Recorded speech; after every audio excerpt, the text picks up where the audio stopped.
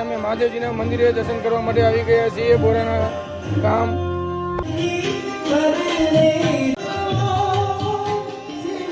પગે લાગવા માટે જઈ રહ્યો છે મંદિરે. ખોડિયારમાંના મંદિરના દર્શન કરીએ. ખોડિયારમાંના મંદિરે ખોડિયારમાંની પગે લાગે છે દર્શન કરી. આપ જોઈ રહ્યા છો બોરાના મંદિર.